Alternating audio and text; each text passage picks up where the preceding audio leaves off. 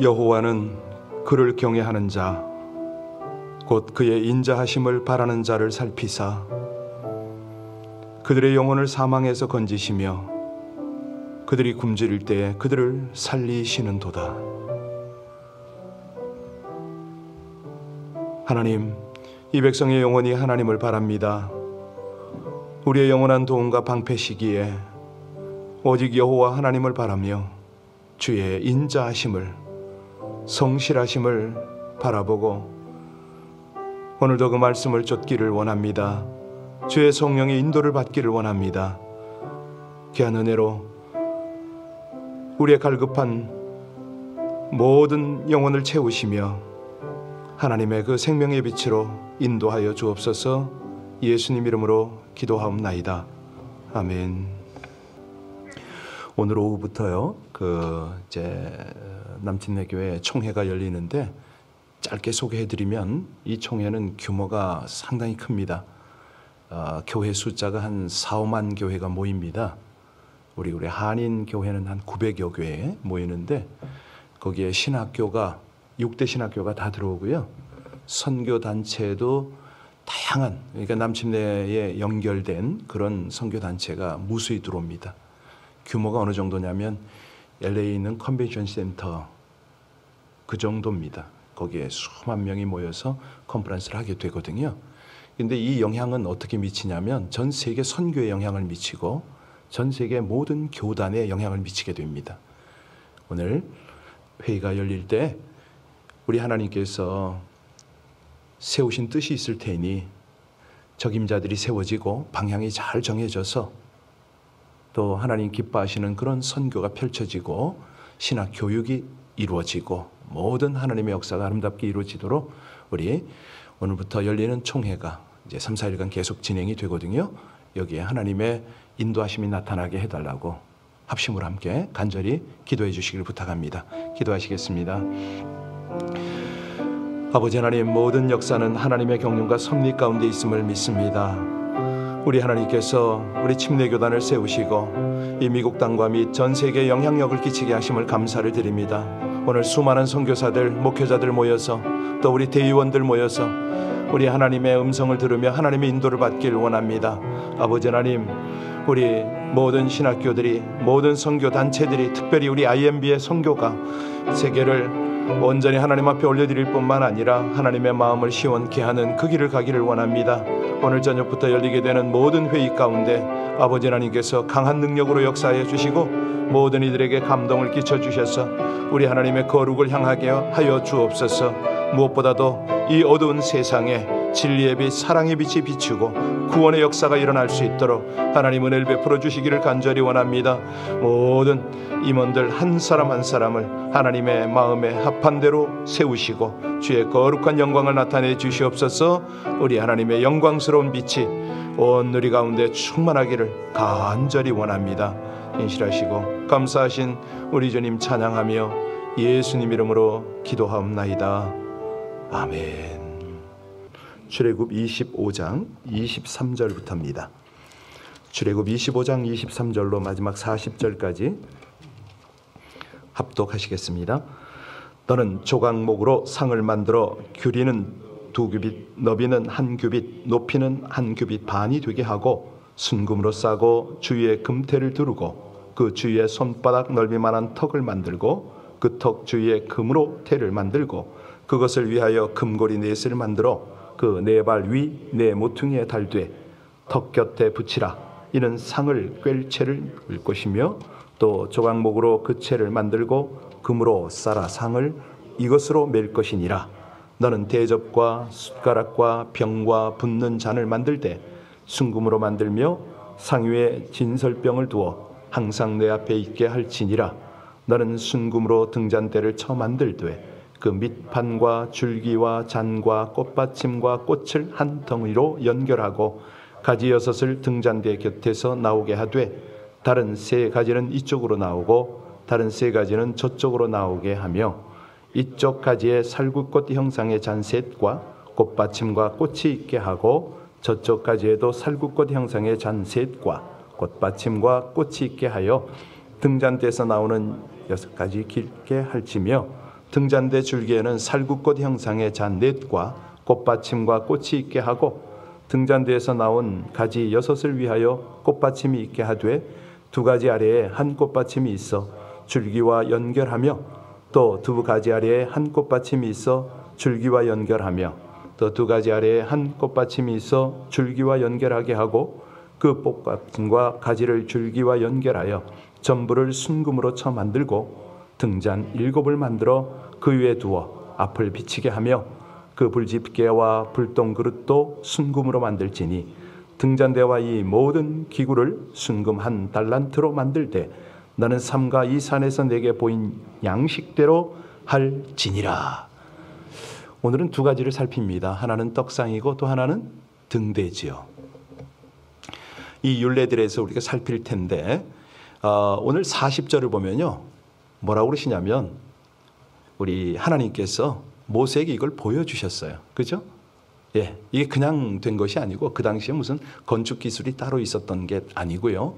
하나님께서 모세를 불러서 모세의 눈에, 그의 영적인 눈을 열어서 이 모든 환상들을 실제적으로 한번 보여주신 것이죠. 자, 이 모든 것들이 만들어진 재료들이 있고요. 또 식양들이 다 있지 않습니까? 먼저 떡상을 보면 이 떡상은 증거계처럼 이 파워포인트를 띄울 수 있었으면 참 좋았을 텐데 나중에 기회가 있을 겁니다. 제가 게을러서 미리미리 전달하지 못했는데 이게 이제 그 인터넷상에 보면 다 자료가 떠 있거든요. 증거계, 언약계, 법계라고 하고는 어제 잠깐 말씀드렸지만 그것을 만들 때 어떤 나무로 만들죠? 조각목, 시띠나무, 거기에 금을 씌워서 만드는데요.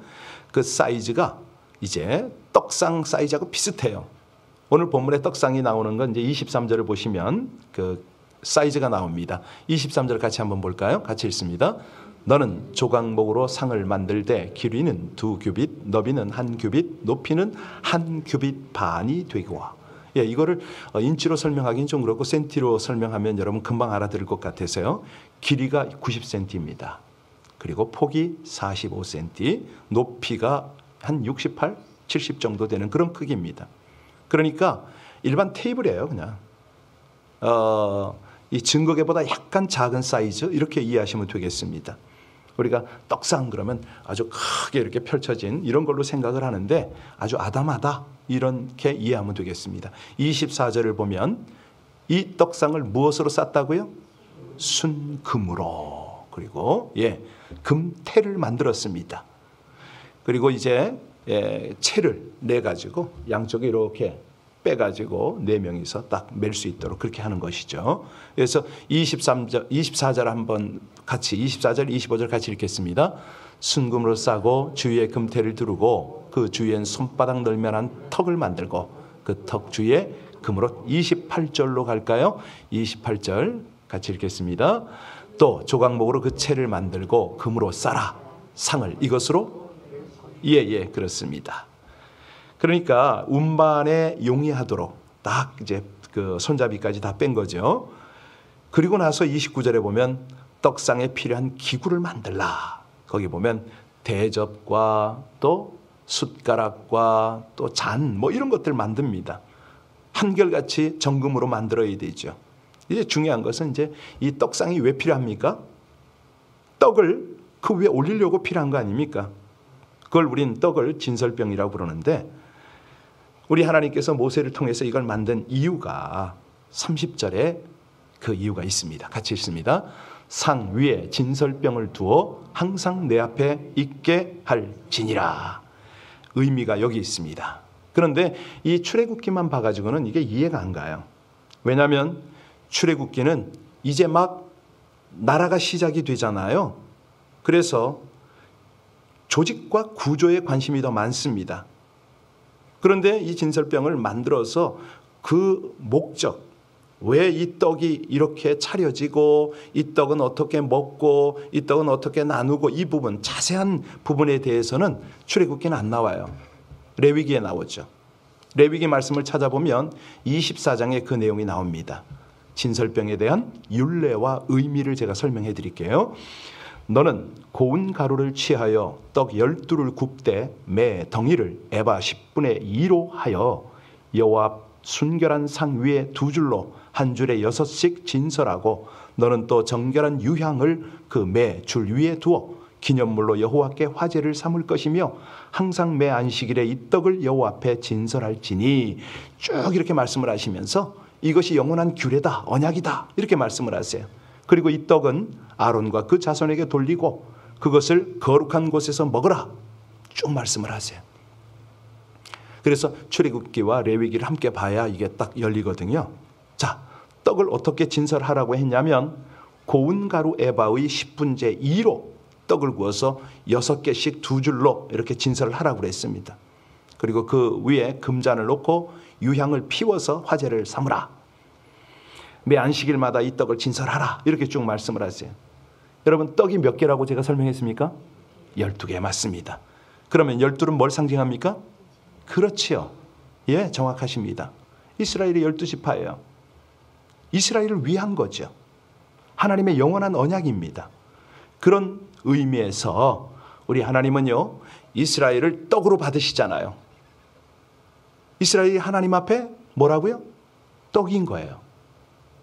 예, 이것을 보면 이제 우리가 하나님의 관점으로도 볼 줄 알아야 되는데 우리 인간적 관점으로 보니까 떡은 하나님이 우리에게 주시는 말씀이지. 맞아요. 영적 의미로 그걸 그렇게 해석할 수 있어요. 항상 우리 예수님이 어디서 태어나셨죠? 베들레헴, 마구간. 예. 그러니까 지명도 떡집이고 그분이 누우셨던 곳도 밥통이고 뭐 이렇게 되는 거예요. 떡이 맞아요. 예. 그런데 사실은 이스라엘이 하나님 앞에 떡이다. 이 생각을 하시면 틀림없는 거죠. 중요한 것, 여기 떡을 진설하라 이것은 뭐냐면 하나님께서 이스라엘을 위한 것이다 이렇게 말씀을 하시잖아요. 영원한 언약이다. 그리고 이 떡을 누가 먹느냐면 아론과 그 후손이 먹었습니다. 거룩한 곳에서. 지극히 거룩한 양식이다 이런 뜻이 되겠죠? 예, 제사장이 먹으니까. 자, 여기서 우리 하나님께서 베푸신 은혜가 있습니다. 이스라엘은요, 하나님으로부터 양식을 얻어 먹고 사는 백성들이죠. 광야에서는 만나 아닙니까? 그런데 이제 성막을 만들게 하시고 성막을 통해서 하나님은 더 거룩하고 신령한 떡을 또 주시는 거예요. 이게 의미가 뭐냐면 말씀도 말씀이지만 한 걸음 더 나가면 영원한 생명의 떡인 것이죠. 그런데 여기서 우리가 깨달아야 될 것이 있습니다. 구약은 항상 신약의 그림자잖아요. 그러면 이 영원한 생명의 떡이 신약에 오면 어떻게 되죠? 그렇죠. 구약에는 배고픈 떡이고 썩어질 떡이고 땅의 떡이었어요. 신약에 와서 예수님은 생명의 떡이죠. 영원한 떡이죠. 예. 그래서 이 하나님이 주시는 떡은 줄이지 않는 떡이요 썩지 않는 떡이요 하늘 생명을 위한 떡입니다. 그래서 구약에는 이제 이런 것들이 어떤 그림자 형태로 우리에게 다가왔지만 신약에서는 예수 그리스도로 이게 왔잖아요. 여러분 이거 믿으세요? 아멘입니까? 예, 저는 이거 경험했어요. 어떻게 경험을 했냐면 이제 여기 새롭게 오신 분이 몇몇 분 계셔서 옛날 얘기를 좀 해야 되겠네요. 중국에서요, 우리 신학생들을 제가 가르칠 때가 있었습니다. 그때 너무 추웠는데 신학생들이 이렇게 바라보는데 배가 고파 보여요. 그때가 이제 중국에서 이제 춘절이라고 그러는데 설날을 가장 큰 명절로 치거든요. 한국의 추석과 같습니다. 이들에게 뭘 먹일까 생각을 하다가 떡국을 생각했어요. 뭐 중국인이지만 떡국을 잘 모르죠, 물론. 근데 비슷하니까 이제 이걸 먹여야겠다. 찾아보니까 20명분이 있었습니다. 국물을 준비를 하고 가져갔어요. 그런데 그날 제가 강의하던 학생들은 거의 40명에 가까웠습니다. 놀라운 것은 이걸 한참 끓이는데 너무 추워가지고 이제 집사람이 그냥 바깥에서 그냥 손발 달달달달 떨고 이 위풍이 너무 세니까 위풍이고 아래풍이고 뭐 보온이 전혀 안 되니까 굉장히 추웠어요. 막 정신 못 차리고 물을 끓이고 막 집어넣고 이러고 있었던 것 같은데 마침 한 30여 명이 더 들어온 거예요. 각 지역에서 목회하다가 이제 연장 훈련 받으러 들어온 이제 이런 팀들이 있었죠. 60여 명이 넘습니다. 대책이 안 쓰더라고요. 어떻게 해야 되나 물을 더 붓자 별 생각을 다 하고 있는데 뭐 우여곡절 끝에 그걸 먹었어요. 재밌는 건 저도 정신 못 차리고, 왜냐하면 그 안이 너무 추웠거든요. 그러니까 이제 어떻게 우리가 그 추위를 이겼냐면 페트병 있잖아요, 콜라병. 거기다 뜨거운 물 담아가지고 수건에 감싸 이렇게 있었어요. 난로 하나 피하나 봐야 아무 소용 없어요. 그렇게 정신없이 지나고 다음 날 갔는데 떡국이 남은 거예요. 이게 뭐지 그랬어요. 알고 보니까 그 20명분 떡으로 거기 있던 60여 명이 다 먹고 배불리 그 다음 날까지 먹은 거예요. 예, 그렇죠. 오병이어가 일어난 거죠. 우린 몰랐어요. 그러니까 오병이 일어날 때 현장은 잘 모릅니다. 저는 거기만 그런 일이 있는 줄 알았죠. 멕시코에서 그런 일이 있다고 제가 말씀드렸잖아요. 통당 20명, 20마리, 20명이 아니고. 예, 월마트에 가서 거기 저 엔시에나다 가면 있어요. 거기서 그 이제 다 몽땅 다 사가지고 올라갔거든요. 갔더니 현지인들이 한 180여 명이 모여 있는 거예요. 이거 어떡하나? 할 수 없이 그냥 야채로 바닥을 깔고 그냥 고기 조금씩 뜯어가지고 나눠줬는데 저 단박 때 또 사람들이 또 오네. 조금씩 나눠줬더니 배고프다고 한 줄로 또 한 바퀴 더 도네. 정신없었죠. 나중에 다 먹고 나서 이 알루미늄 추라이로 6개인가 7개가 남았어요. 통닭 몇 마리 가지고요? 믿어지세요? 우리가 여기서 경험했다는 거, 우리 LA 비전 교회에서 그런 거를. 예. 그래서 깨달았어요. 성경을 보니까, 여러분 제가 퀴즈를 낼게요. 잘 맞추셔야 됩니다. 오병 이어가지고 몇 명이 먹었죠? 몇 강줄이 남았죠? 네, 7병 이어 사건이 있었습니다. 그때는 몇 명이 먹었습니까? 4,000명. 몇 강줄이 남았죠? 7강줄이. 계산이 나오세요? 저는 그때 깨달았어요. 이런 거구나. 양이 적으면 적을수록 놀랍게 이게 늘어나는구나. 그러면 오병이어가 5,000명의 12강줄이라고 그랬잖아요. 7병이어는 4,000명의 7강줄이에요. 이해가 되셨어요? 계산되셨어요? 그러면 떡 하나 가지고 얼마나 먹을까요? 오늘 본문이 바로 그걸 말하는 겁니다. 오고 오는 모든 세대가, 이 땅의 모든 인류가 먹어도 그 떡은 남지요. 그 떡 하나가 누구다? 할렐루야. 그렇게, 예, 오늘 본문을 그렇게 보면서 이해하시면 돼요. 그래서 그분이 생명의 떡이에요. 영원한 떡이에요. 우리가 그 떡 때문에 하나님과 관계 속으로 들어가는 거죠. 우리 주님께서 뭐라고 그러셨어요? 제자들에게 떡을 주시면서 뭐라고 말씀하신 거 기억나세요? 이것은 너희를 위하여 주는 내 몸이라. 예, 너희가 이를 행하여 나를 기념하라. 그러니까 이 말씀 안에서 오늘도 우리는 성찬을 해요. 떡을 먹잖아요. 예. 그러니까 옛 백성의 대표가 하나님으로부터 떡을 받음으로 온 백성이 하나님과 함께 그 생명의 떡 안에서 산 것처럼 오늘 우리가 똑같습니다. 예수 그리스도 안에서 떡을 받아서 생명의 주님과 함께 사는 거죠.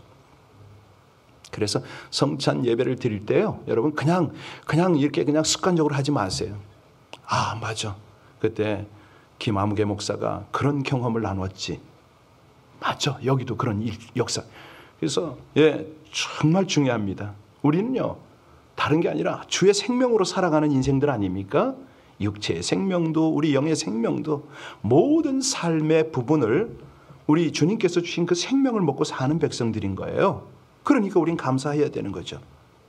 자, 이제 31절 이하를 보면은 등대에 관한 이제 말씀이 나옵니다. 우리 31절부터 같이 한번 읽었으면 좋겠는데요. 자, 읽으면서 여러분 그림을 좀 그리시기 바랍니다. 이 그림을 어떻게 그리셔야 되냐면 여러분 그 다윗의 촛대 같은 거 보셨나요? 이렇게 가운데 이렇게 밑에 받침이 있고 하나, 둘, 셋 딱 나와가지고 7개 쭉 돼 있는 그 조그만 거 보셨죠? 예, 그거 상상하면서 우리 같이 31절부터 우리 마지막 절까지 다시 한번 읽겠습니다. 시작.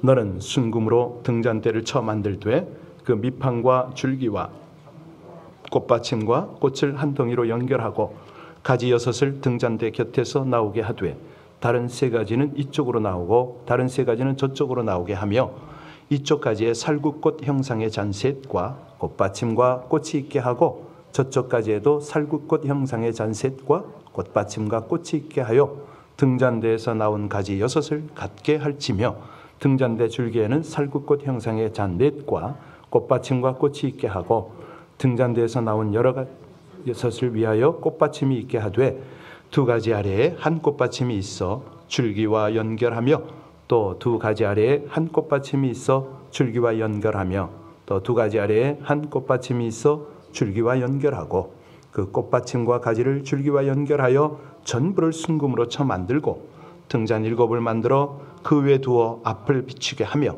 그 불 집게와 불똥 그릇도 순금으로 만들지니 등잔대와 이 모든 기구를 순금 한 달란트로 만들되 너는 삼가 그렇습니다. 우리 주님께서 모세에게 이거를 친히 보여주셨거든요.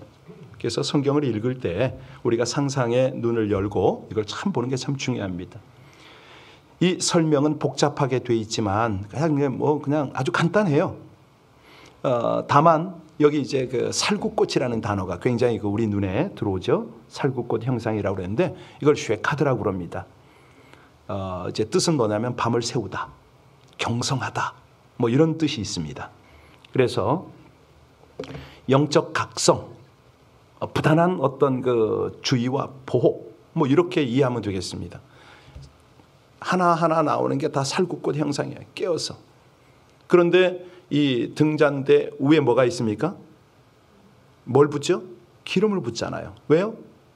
불을 밝히려고. 아주 굉장히 그 의미 있는 그런 이제 그러면 불을 왜 킵니까? 불을 왜 붙이죠? 예. 나중에 아시겠지만 이 성막의 뚜껑은 이 덮개는 가죽입니다. 몇 겹으로 되어 있어요. 그러니까 성막 안에는 캄캄하죠. 아주 어둡죠. 그래서 이 등대로 성소를 비추게 한 겁니다. 이 규례도 레위기 24장에 보면 또 자세히 나와 있어요. 제가 조금 읽어드릴게요. 레위기 24장 1절로 4절 보실래요, 여러분? 예. 레위기 24장 1절로 4절에 보면 여호와께서 모세에게 일러 가라사대 이스라엘 자손에게 명하여 감람을 찧어낸 순결한 기름을 켜기 위하여 내게로 가져오고 끊이지 않고 등장불을 켤지며 아론은 회막안 증거궤 장 앞에서 저녁부터 아침까지 여호와 앞에 항상 등잔불을 정리할지니 너는 대대로 지킬 영원한 규례라. 그가 여호와 앞에서 순결한 등대 위에 등잔들을 끊이지 않고 정리할지니라. 무슨 말이냐면 꺼뜨리지 말라 이거예요. 끊임없이 장막을 비춰라. 왜냐하면 이 빛이 아니면 그들은 하나님께 나아갈 수가 없기 때문입니다. 여러분, 빛은요 사실은 하나님께서 우리에게 비추시잖아요. 이 빛은 참 중요합니다. 우리 하나님께서 천지 창조를 할 때 가장 먼저 만든 게 뭐예요? 빛의 빛. 태양과 달이 있었다? 없었어요. 빛이 먼저 있었어요. 그건 나중에 기회가 되면 자세히 설명드리기로 하고 이 빛 때문에 하나님께 나가는 거죠. 그래서요 아주 중요한 것이 있어요. 우리 예수님이 가장 이 땅에 이제 먼저 오셔서 가장 먼저 하신 말씀 기억하세요? 마태복음 4장 17절에 회개하라. 예, 근데 그분이 어디로 오셨습니까? 갈릴리, 스불론, 납달리, 변방 땅으로 오셨어요.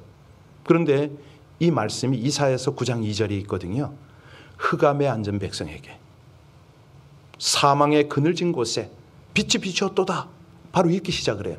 그러니까 예수님의 공생애는 빛으로 짠 하고 나타나시는 거죠. 우리 하나님께서 우리 같은 이 어두운 인생, 어두운 영혼을 향하여 빛을 주지 아니하시면 우리는 하나님을 알 수가 없습니다. 내가 어둠에 있는지, 내가 사망 속에 살아가는지 도저히 모르죠.